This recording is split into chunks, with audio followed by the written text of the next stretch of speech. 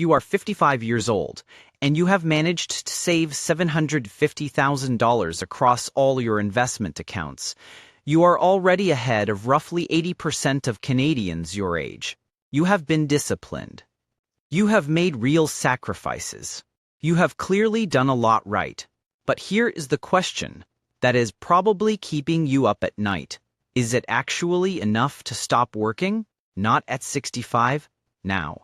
We have built financial plans for hundreds of families in Ontario, and a huge number of them look exactly like this. Income earners in their 50s, sitting on $750,000, wondering if they can walk away earlier than most people think is possible. And I can tell you right now, the answer is not a simple yes or no. Because I have seen people with $750,000 retire at 56 and be completely fine for the rest of their lives. I have seen people with the exact same amount run into serious trouble by their late 60s. Same number, completely different outcomes.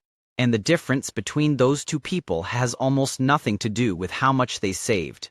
It has everything to do with how they structured what they had. So today I am going to show you exactly what retiring on $750,000 actually looks like in Ontario, with real numbers, real tax implications, and real spending breakdowns. I am going to start by showing you what happens when you draw down $750,000 with no plan at all, and honestly, that part is going to be uncomfortable. Then I am going to build a concrete plan for a 55-year-old Ontario retiree named Mark, and walk you through 3 specific structural decisions that turn that same $750,000 into a retirement that could actually last 30 years or more. Quick note: if you want someone to look at your own numbers, my team and we work through exactly these questions with families in Ontario every week. There is a link in the description to start that conversation. Now, back to the video. What you actually spend. The first thing we do when someone sits down with us and asks, "Can I retire?" is ask them one question. Not how much they have saved, what they actually spend every month. And almost every time, the number they give me is wrong, usually off by 20 to 30%. Most people picture retirement spending as roughly equal to their current take-home pay, maybe a little less since they are not commuting or buying work clothes. That is not how it works. Your cost structure changes completely in retirement, and some categories go down while others go up by more than people expect. So instead of guessing, let us build it from the bottom up for a single person living in Ontario who wants a comfortable retirement, not extravagant, not penny-pinching. Property tax on a paid-off home, $4,500 to $6,000 a year, depending on the municipality. Ontario property taxes vary a lot between, say, Hamilton and the GTA. Home insurance, $1,500 to $2,000. Utilities, gas, hydro, water, internet, $3,500, $4,500 a year. Car insurance, gas, and basic maintenance on one vehicle. In Ontario, that is $5,000 to $7,000 a year. And yes, Ontario car insurance is genuinely some of the highest in the country. Groceries for one person, $6,000 to $8,000 a year, with food inflation still biting. Then there is healthcare, and this one catches people off guard. While you are working, your employer is quietly covering a big chunk of your benefits. The moment you retire, that disappears. Extended health and dental coverage for a 55-year-old in Ontario can run $3,000 to $5,000 a year out of pocket. Add prescriptions, dental work, and glasses, and it adds up fast. Now add the part that makes retirement worth having: travel, dining out, hobbies, a gym membership, a round of golf, gifts for grandkids. For a comfortable but not flashy lifestyle, That is $10,000 to $14,000 a year in discretionary spending, 1 or 2 decent trips and regular dinners out, not first-class flights and 5-star resorts. Add it all up, and a realistic number for a single person in Ontario who owns their home outright lands around $5,500 to $6,500 a month. Let us use $6,000 a month for this video, $72,000 a year. I would rather plan for slightly more than get caught short. And I want to be clear about what $72,000 a year actually buys. It is not extravagant. It is a paid-off house, 1 car, groceries, basic health care, and a couple of trips a year.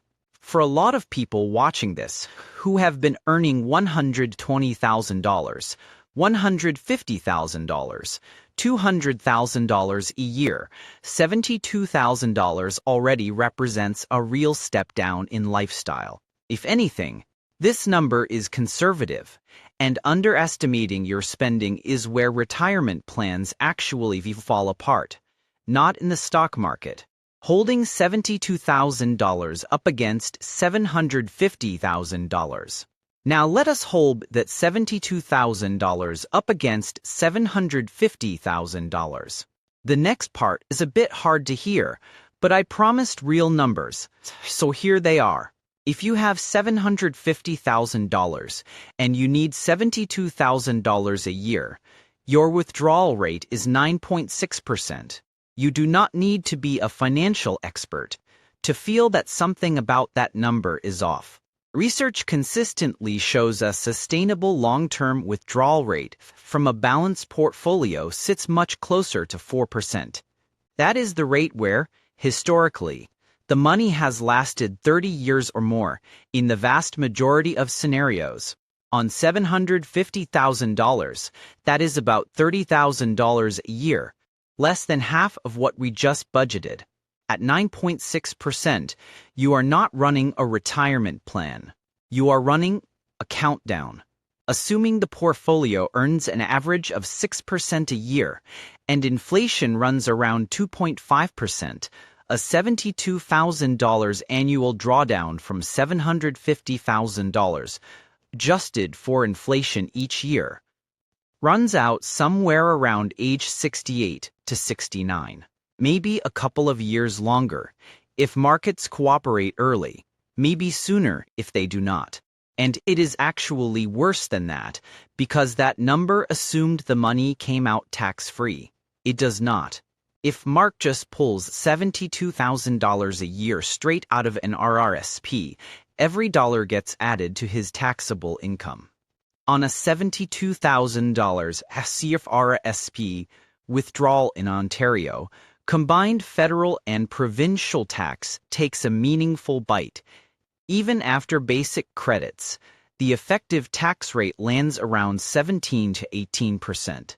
So to actually have $72,000 in his pocket, he would need to withdraw closer to $90,000 before tax. His real withdrawal rate is not 9.6% anymore. It is closer to 12%. And at 12%, the money does not make it past his early 60s. Meet Mark. That brings us to the part of the video that actually matters, because there are 3 structural decisions that can turn the same $750,000 into a plan that lasts 30-plus years. Most people never think about any of them. Let me introduce you to Mark. He is 55, lives in Hamilton, Ontario, and spent his career as an operations manager in logistics. Disciplined saver his whole adult life. He is sitting on $750,000 in total investable assets. His home is worth about $650,000, completely paid off. Single, kids are grown and independent, and he is ready to be done. Here is how his $750,000 breaks down. $400,000 in his RSP, $150,000 in his TFSA, $200,000 in a non-registered investment account. His spending goal is the same $6,000 a month, $72,000 a year we built earlier. We already showed what happens if Mark just pulls $72,000 a year out of his RRSP and calls it a plan. But Mark's $750,000 is not all sitting in one place, and that changes everything. Decision 1. Where the money sits. His RRSP is fully taxable on withdrawal. His TFSA is completely tax-free. He can pull money out whenever he wants, and the CRA never touches it. His non-registered account sits in the middle. Canadian dividends get preferential tax treatment through the dividend tax credit, and only 50% of capital gains are taxable. Having all three gives Mark options that someone with $750,000 sitting entirely in one RRSP simply does not have. This is the first structural decision, and it costs nothing to set up. It is purely about where you have already been putting your savings. Decision 2. The order and the timing. This is where most people get it wrong, because the instinct is to pull from whatever account is biggest and deal with taxes later. But the order you draw down your accounts over 30 years is the difference between running out at 70 and lasting well into your 90s. Here is how we would structure it for Mark. From 55 to 60, Mark draws primarily from his non-registered account. At $200,000 is invested in a balanced portfolio, generating Canadian dividends and capital gains, both taxed at preferential rates. A much lighter tax bill, pulling the same amount from his RRSP. At the same time, he starts a controlled RRSP meltdown. Not pulling huge amounts, just deliberately withdrawing $18,000 to $22,000 a year while his overall income is low. Combined federal and Ontario basic personal amounts shelter roughly a first $28,000 of income from meaningful tax, so withdrawals in that range get taxed at a fraction of what they would cost him later. He pays far less tax on this money now than he would if he let it sit untouched until 71, when the government forces him to convert it to a RRIF and start mandatory minimum withdrawals on a balance that has been compounding, untaxed, for another 16 years. His TFSA stays completely untouched during this stretch. It is growing tax-free, and it becomes his most powerful tool later. Between the non-registered drawdown and the controlled RRSP withdrawals, Mark generates roughly $5,000 to $5,500 a month after tax in those first 5 years, meaningfully better than the naive approach, but still a bit short of his $6,000 target. That gap is exactly why a small bridge income matters here, and we will come back to that in a minute. By age 60, his non-registered account is mostly drawn down, but the RRSP meltdown has been working in the background. He has pulled $90,000 to $110,000 out over 5 years at a low tax rate, instead of letting it balloon inside the registered account. Meanwhile, the TFSA has been compounding untouched and is worth more than the $150,000 he started with. At 65, CPP and OAS start flowing in.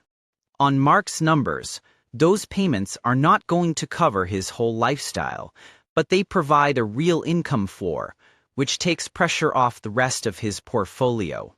His RRSP withdrawals can come down because government income is covering part of the base, and the TFSA sits there as a fully tax-free reserve he can tap for a bigger trip or an unexpected expense, without it touching his taxable income, pushing him anywhere near an OAS clawback. For context, the OAS clawback threshold sits around $93,000 to $95,000 of net income.